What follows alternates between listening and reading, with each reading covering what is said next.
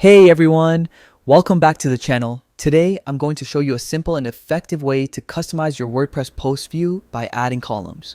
This guide is perfect for, and I'll walk you step by step so you can tailor your dashboard exactly the way you want. By the end of this video, managing your posts will be faster, easier, and more organized.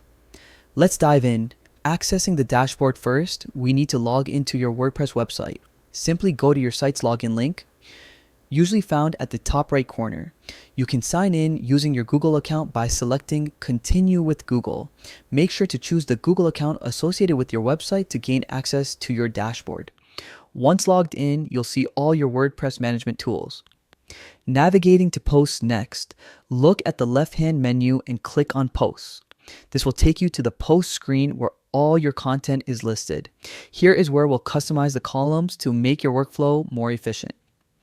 Adjusting display options. Now, look towards the top right corner of the post screen.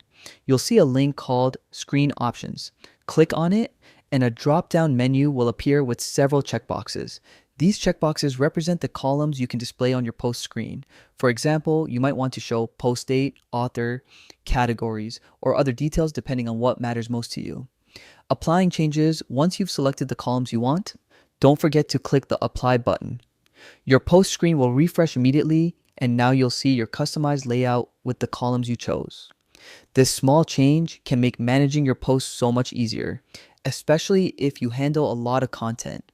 And that's it. You've successfully added and customized columns in your WordPress post screen. Now you can quickly view the information that matters most, saving time and staying organized. If you found this guide helpful, don't forget to like, comment, and subscribe for more WordPress tips and tricks. Thanks for watching, and I'll see you in the next tutorial.